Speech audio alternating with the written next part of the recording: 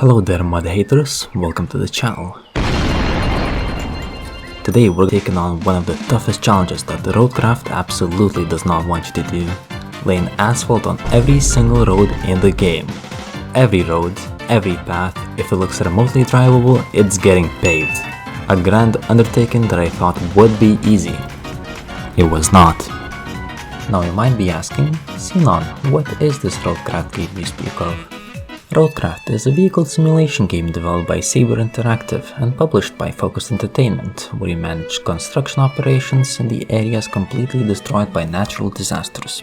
Sounds calm, relaxing, professional even, until you realize that the game gives you mud, broken roads, heavy machinery, and the freedom to make catastrophic mistakes. So today I'm taking on that freedom and turning the entire map into a perfectly paved paradise. To achieve this grand undertaking, I've come up with a genius plan, completing enough of the game to unlock every vehicle we need for this adventure. What are those vehicles, you might ask? This has got to be the worst truck I've had the displeasure of driving, and yet I've spent the most time in it, because laying sand takes up roughly 70% of the work. Speaking of which, to make my work as easy and fast as possible, we're gonna need a big truck bed. This one has 40 tons of carrying capacity, which is impressive as it's the largest dump truck in the game, but unfortunately that is the only thing it's good at, as personally the snaky steering makes it very annoying to drive.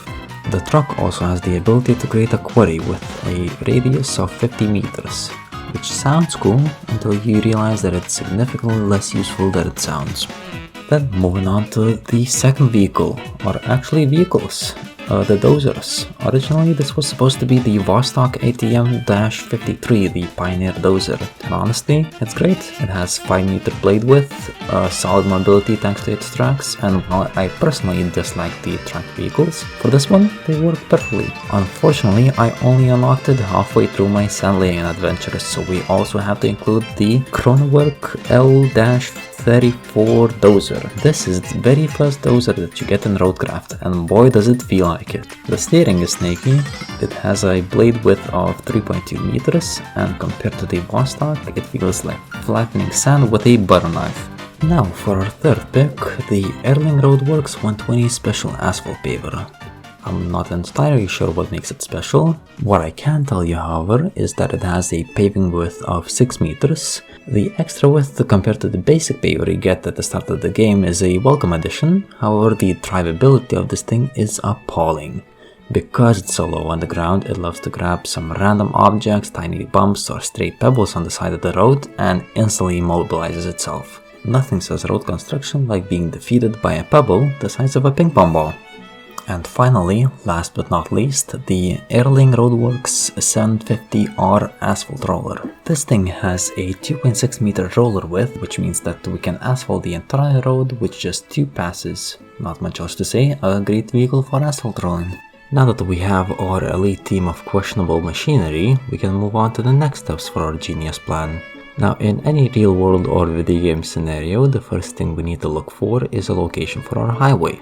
Now looking at the map, it really doesn't give it justice on how many small dirt roads there are, but basically we're trying to cover every single road, no exceptions. Now to lay a road in this game there are 4 steps. First would be sand laying, second flattening, third asphalt laying, and the final step is asphalt flattening again. Now the rest of this video is mostly time-lapse. I understand this might be hard to watch, so I'll put up a map on screen. It's not that accurate, but this way you'll have a basic idea on where the truck is currently located. Keep in mind this is 17 hours of pure sand and asphalt laying compressed into 20 minutes of time-lapse. In total, I've spent more than 100 hours in this specific map and I really have no idea how to make it entertaining.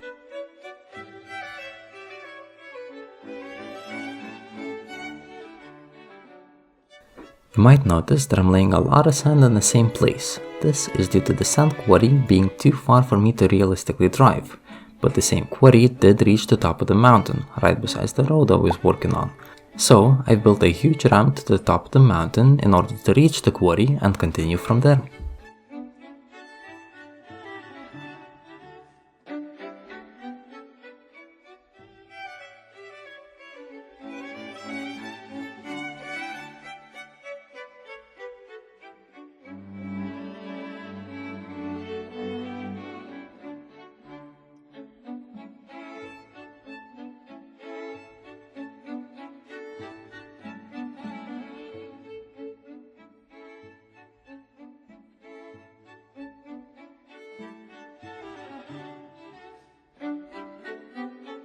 Now by this time, I've noticed that this is gonna take too long, so I've invited a few of my friends to join the game.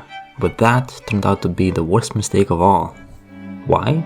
Well, it wasn't my fault. The game seemingly doesn't want to cooperate too well when there's a million tons of sand laid on the map. It seems that the game is unable to sync all of the sand for other players joining the map, so they're unable to see most of it. However, if a host driver drives over these unloaded chunks, updating them, the sand magically reappears. This video is a great representation of that. At first, I did not think this would be much of a problem, as long as the players do not touch the already finished roads. But as it turns out, them not being able to see those finished roads has caused some permanent holes to appear on the map. I, however, just left them there as a permanent reminder of dark times.